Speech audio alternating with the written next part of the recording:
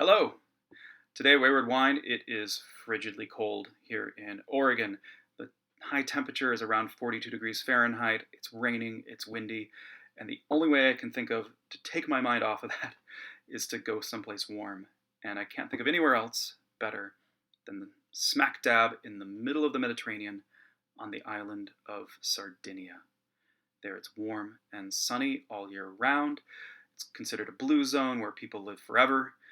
All they do is eat fish and are happy and get beautiful tans, and I want that for me. And the wine to take us there today is this: Olianas' Perdixi Bovale.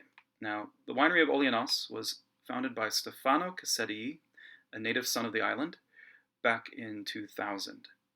Now, Stefano had really cut his teeth in Tuscany, developing some of the best viticultural practices for Cabernet-focused, Bordeaux-focused blends in the greater Bolgheri and Chianti region.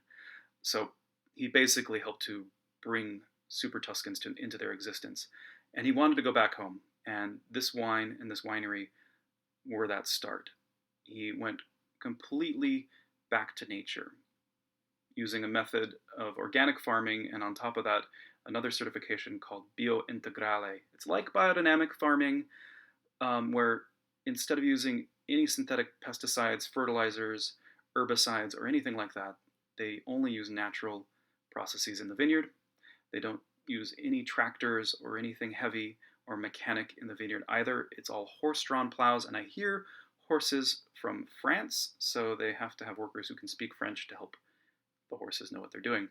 And that way, because they're using horses and horse plows and horse-pulled crates, the soil isn't compacted.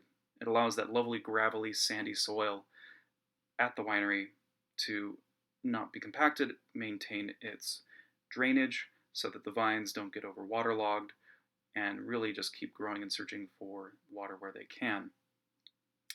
And that's part of his Biointegrale in the vineyard itself, using a lot of natural products to make sure everything is in this sort of continuous circle and renewable circle of production. This wine in particular, its appellation is Isola dei Nuraghi. Now, that means island of the Nuraghi. And Nuraghi are these towers spotted throughout the island of Sardinia, dating back to the Iron Age. And there's actually a few around the vineyard and winery itself, which is kind of cool. There's a few photos I hope to show here as well. Now, this wine is super fun because it's made of a grape called Bovale. Now, Bovale, some consider a native Sardinian grape. It's very thick-skinned and grows there quite abundantly, and makes for very concentrated and beautiful reds. There's also typically a little bit of Carignan that makes it into the blend here. And what Stefano does after everything's handpicked, put into crates, he then, after a quick crush and pressing, transfers everything into amphorae, underground pots made from clay, just as the Romans had done, and just as peoples had done throughout the Mediterranean for centuries. And there, underground, it maintains a very constant temperature. You don't need air conditioning. You don't need glycol stainless steel jackets to maintain the temp. It just kind of maintains its own natural temperature with the natural yeast doing their fermentation all the way through. It tends to be a bit warmer. It tends to be a bit faster because you can't control it, but it's a far more natural process where the wine will reflect what's there, both native in terms of yeast as well as in terms of climate and environment. After that, this sees a variety of oak treatment, usually large casks, old barrels, that sort of thing, with a few smaller barrique as well integrated in depending on the vintage. He never gives me specifics on that, but it really adds to the complexity of the wine. And then he, after bottling it, lets it rest in bottle for at least half a year so that everything can kind of meld. This version of Perdixi in particular is 2017 that we're going to be trying today. Now, Perdixi literally means partridge in Italian, and Perdixi is in reference to the red color of the partridge eye, the bird's eye, actually. And then you'll see that in the wine. It's quite dense and rich in red color. So let's do that. So as you can see, it's ink. It's quite dark. I mean, Sardinia is a hot, arid climate. right there in the Mediterranean. You know, luckily, thanks to where they're located, Olianas is roughly around 400 feet above sea level, near the mountains, and that creates a really fantastic winded convection current, which helps the grapes from getting too hot and over ripening and even scalding, as well as getting sunburnt. And aromatically, it's intense. This is pronounced stuff. I mean, tons of deep, crushed, hot boysenberry fruit, blackberry fruit, black cherry, and a lovely like anise licorice kind of note as well, black licorice. And a really beautiful balsamic note, that like black, sweet, syrupy balsamic quality that you can get, as well as some nicely refined, almost cocoa powder, and I would say like light dusting of vanilla as well. It's very pretty.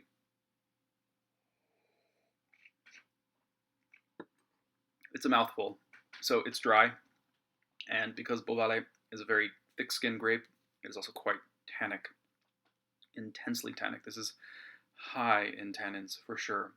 You want protein here, and you want salt immediately. The acids are there too, thanks to the windswept land and the cool nights that they have there in the Med, especially that high up in elevation. They retain a good amount of acidity. I'd say it's definitely medium in acidity. This is not a fat, flabby wine in any way, shape, or form, and that tannin structure definitely helps pop it up as well. Now, you'd expect from a climate this warm and consistently hot overall that you'd have pretty high alcohol, but if I'm not mistaken, 14.5 is what they claim there. Typically, his wines are around 14.5, and this is no exception. On the palate too, there's a bit of what we call volatile acidity. Now, volatile acidity comes from warm fermentations. It can be considered a fault in wine because it can become very acrid, very intensely acidic, almost like something akin to vinegar, and that's actually what vinegar is quite high in VA, or volatile acidity. This has a touch of it because of those warm clay pot fermentations, but it's not overpowering. It's just a pleasant brightness that helps to kind of uplift the wine a bit from all that heavy dark fruit that's there. Flavor-wise, it's definitely medium plus in intensity. This is a spiced, peppery, fantastic dark fruit brooding little red here. It's got lots of lovely like cracked pepper, dried herb, earth, leather going on there, as well as some really fantastic complex like licorice notes like we noted before, a little bit of smoke going on as well, and some really cool